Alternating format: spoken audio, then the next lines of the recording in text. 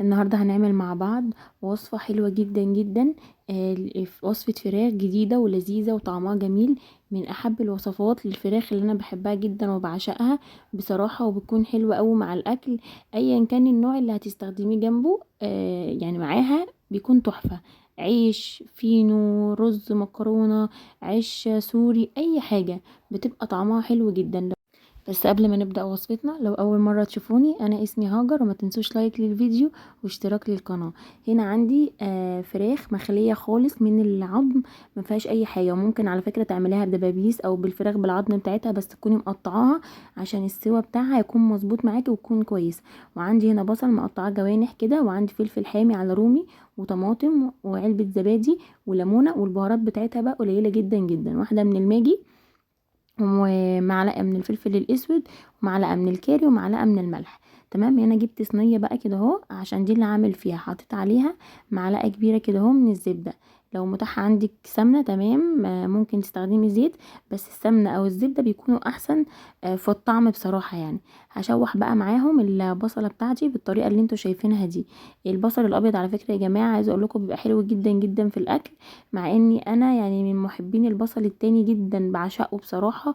وبحس ان هو بيخلي الاكل مسكر قوي، بس ده برضو تحفة ومش بيغمق الاكل، وبيبقى حلو قوي في وصفات كتير.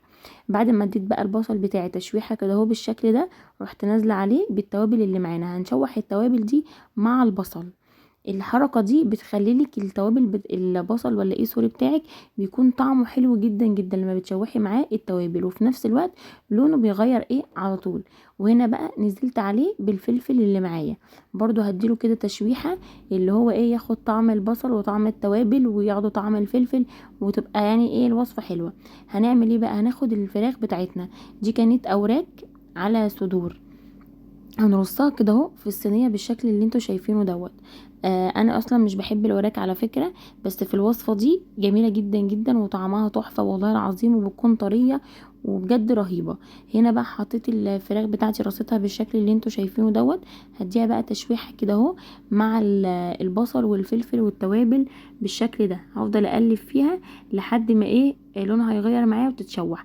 مش شرط ان هي لونها يكون بني، لا عادي، تشوحيها بس كويس وطلعيها.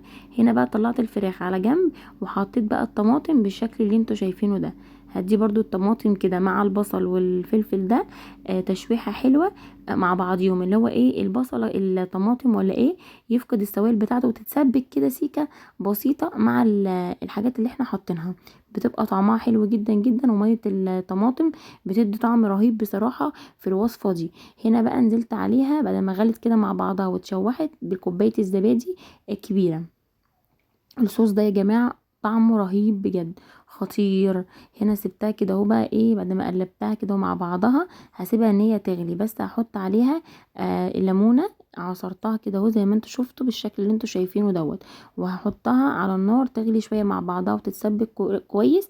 بعد كده بقى هنزل عليها الفراخ بالشكل ده. هنا بقى هنزل عليها كده بكوبايه كبيره من الميه المغليه، انا غليها في الكتل، هحطها عليها وهسيبها بقى لحد ما تستوي. وانا حطيت الميه عشان تسوي لي الفراخ بتاعتي ويبقى الفراخ فيها صوص بالشكل اللي انتوا شايفينه. هنا بقى كانت الفراخ خلاص بتاعتي كانت استوت، ما فيش اي حاجه. ورحت ايه حطيت لها المعلقه كده اهو صلصه من فوق، ودخلتها الفرن. وقلت بقى اعمل الرز الابيض على ما ايه الفراخ بتاعتي تاخد اللون الحلو في الفرن في الشوايه، ومشغله برضو الفرن عشان يعني تبقى من تحت ومن فوق. هنا بقى حطيت كده 3 معالق كبار من الزبده وعليهم معلقه من الزيت في حله. تمام. سبتهم لما ساحوا ونزلت عليهم بقى بالرز الابيض بتاعي، طبعا غسلاه كويس جدا.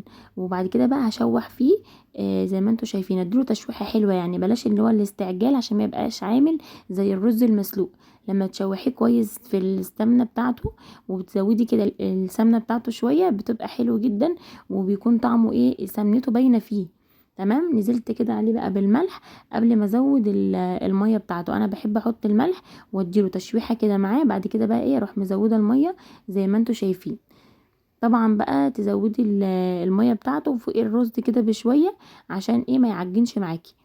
خلاص كده سبت الرز يستوي. وهنا كانت الفراخ بقى بتاعتي اتعملت وطلعت بالشكل واللون الفظيع اللي انتوا شايفينه ده، وكانت ريحتها تحفه جدا جدا. والله العظيم الوصفه دي لو جربتوها يعني هتعجبكم جدا وهتحبوا ان انتوا تعملوها، وفي نفس الوقت سهله قوي وما فيهاش اي مكونات كتير وحاجاتها كلها بسيطه ومغذيه.